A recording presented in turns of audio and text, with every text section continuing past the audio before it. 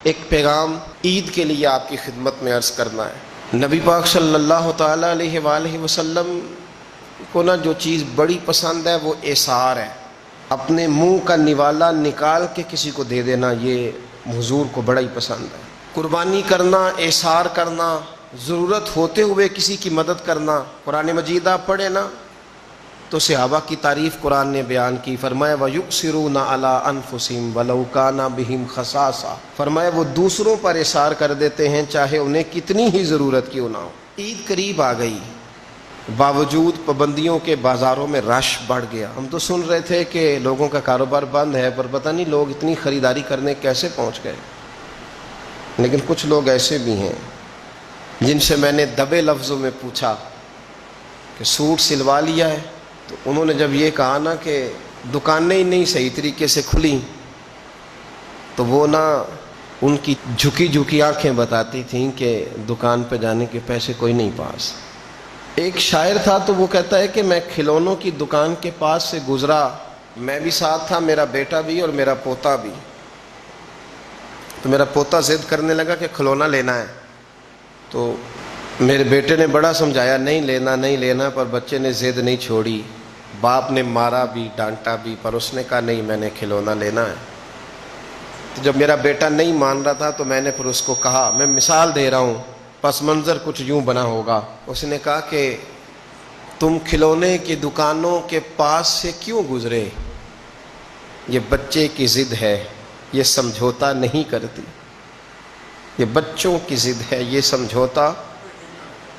اور وہ آج بھی دوپہر میں بچوں کو سلا دیتی ہے اس ڈر سے کہ گلی میں پھر کہیں کھلونے بیچنے والا نہ آ جائے۔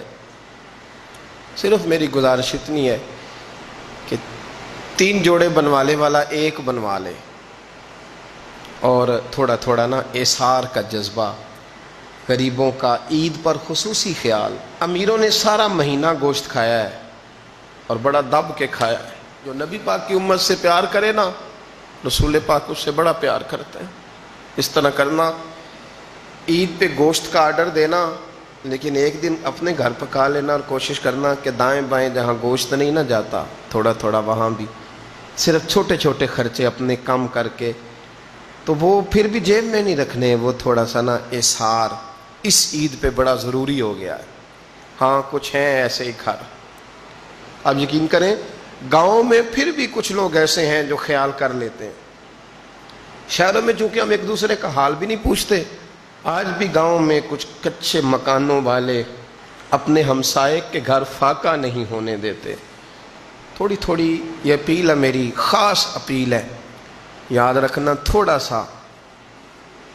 میرا ایک دوست سے بڑا ہی پیار ہے، بڑا ہی، مجھے بڑی محبت ہے۔ میں کچھ ضروری تو نہیں ہر بندے کے منہ پہ کہا جائے۔ ان کی بیٹیاں کام کرتی ہیں، مجھے ایک صبح انہوں نے بتایا کہ بچیاں کام پہ جاتی ہیں، تو میں فجر کے بعد سوتا ہوں۔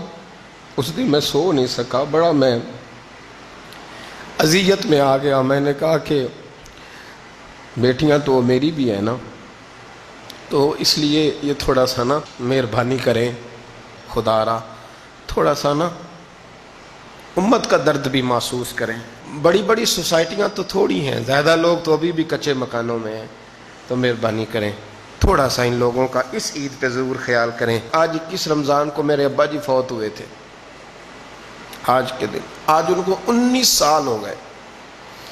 اب 19 سال پہلے میں کہاں تھا آپ سوچ سکتے ہیں۔ تو میں نے بڑے ان کے جانے کے بعد راتیں بھی دیکھی ہیں، اور میں نے ان کے جانے کے بعد بڑے کٹھن معاملات بھی دیکھے ہیں۔